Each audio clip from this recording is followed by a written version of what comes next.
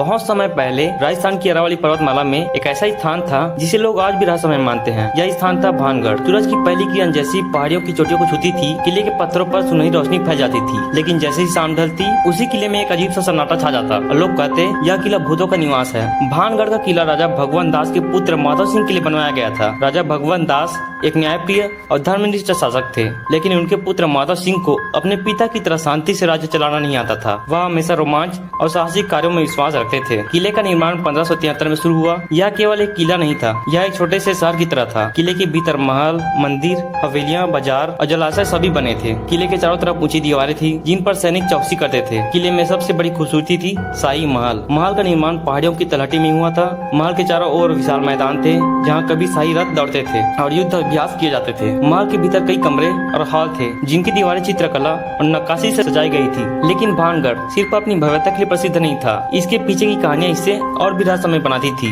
कहते हैं कि किले में एक साधु रहते थे। वह साधु अत्यंत पवित्र और शक्तिशाली थे। उन्होंने राजा से वचन लिया था, किले के भीतर किसी भी घर की ऊंचाई उसके निवास से अधिक नहीं होना चाहिए। यदि ऐसा हुआ तो किले और पूरे शहर का विनाश निश्चित था। समय बीतता गया और किले में लोग बसने लगे। लोग महलों और हवेलियों का निर्माण करने लगे। लेकिन एक दिन कुछ लोग साधु के नियम का उल्लंघन कर बैठे। उनके बनाए गए स्तंभ और घर साधु के निवास पर छाया डालने लगे। अगले दिन किले में अजीब घटनाएं होने लगी। सुनते सुनते यह कहानी पूरे शहर में फैल गई कि किले में कुछ तो गड़बड़ है। लोग रात के समय बाहर निकलते थे, लेकिन माधव सिंह को इन बातों पर विश्वास नहीं था। वह साहसिक और जिज्ञासु स्वभाव के थे। उन्होंने ठान लिया कि वह स्वयं किले का निरीक्षण करेंगे। एक दिन माधव सिंह शाही रथ पर बैठकर किले का भ्रमण करने निकले। महल से निकलते ही उन्हें किले के बाजार की ओर जाना पड़ा। जौहरी बाजार में सुनहरे आभूषणों और रेशमी वस्त्रों की दुकानों से व्यापार की आवाजें आती थी। लेकिन वह दिन कुछ अजीब था। हवा में एक ठंडक थी और कहीं से सन्नाटा असामान्य लग रहा था। किले के मंदिर भी विचित्र दिख रहे थे। गोपीनाथ मंदिर के बाहर कीचड़ भरा रास्ता और टूटी हुई मीनारें डरावनी लग रही थी। मंदिर की घंटी अपने आप बज रही थी, जैसे कोई अदृश्य शक्ति वहाँ मौजूद हो। माधव सिंह ने खुद को बहादुर साबित करने के लिए कदम आगे बढ़ाया, लेकिन उनके दिल में हल्का डर बैठ गया। तभी उन्हें खबर मिली कि काले जादूगर ने किले में प्रवेश किया है। यह जादूगर काले तंत्र मंत्र में निपुण था और किले की राजकुमारी पर मोहित हो गया था। उसने उसे प्रेम और सदी देने की कोशिश की, लेकिन राजकुमारी ने इसे अस्वीकार कर दिया। क्रोधित जादूगर ने अपने आखिरी क्षणों में किले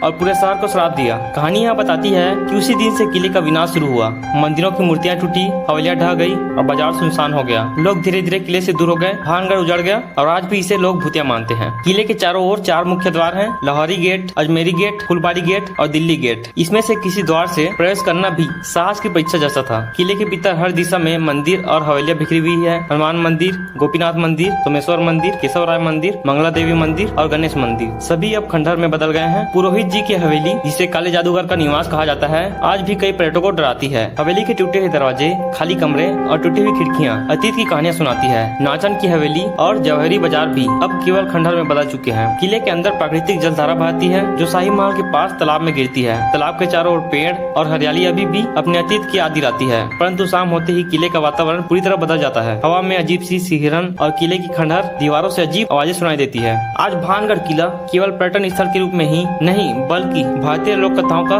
महत्वपूर्ण हिस्सा बन गया है। हर साल हजारों पर्यटक इस किले को देखने आते हैं। कई लोग इसे भूतिया मानते हैं तो कुछ इतिहास और वास्तुकला का अध्ययन करने आते हैं। भारतीय पुरातत्व सर्वेक्षण ने इसे संरक्षित किया है। किले के खंडहरों की मरम्मत समय समय पर की जाती है ताकि यह भविष्य की पीढ़ियों के लिए सुरक्षित रह सके। भानगढ़ किले की सबसे रोचक बात यह है कि इसे रात के समय पर्यटकों के लिए बंद रखा जाता है। स्थानीय लोग कहते हैं कि रात में किले में प्रवेश करना अत्यंत खतरनाक है। कहते हैं कि किले में आज भी जादूगरों और साधुओं की आत्माएं विचरण करती हैं। किले की वास्तुकला राजस्थानी शैली की उत्कृष्ट मिसाल है। पत्थर और ईंट से बनी दीवारें, सुंदर नक्काशी और मंदिरों में झिरी संगमरमर का प्रयोग इसे अद्वितीय बनाता है। गोपीनाथ मंदिर के 14 फीट ऊंचे चबूतरे पर खड़े होकर आप पूरे किले का दृश्य देख सकते हैं। किले का इतिहास, उसकी दंत कथाएं, महलों और मंदिरों की वास्तुकला और आसपास की प्राकृतिक सुंदरता इसे राजस्थान का सबसे महत्वपूर्ण स्थल बनाती है। भानगढ़ केवल एक खंडहर नहीं है, यह एक जीवंत इतिहास, संस्कृति और रहस्य का प्रतीक है। कहानी यह भी बताती है कि साहस, जिज्ञासा और उत्साह कभी कभी जोखिम भी ला सकते हैं। माधव सिंह की कहानी, जादूगरों की कहानी और साधु के आदेश सभी मिलकर किले के इतिहास को एक रहस्यमय परत में बदल देते हैं। आज भी पर्यटक सुबह के समय किले में प्रवेश कर सकते हैं। शाही महल के खंडहर, मंदिर,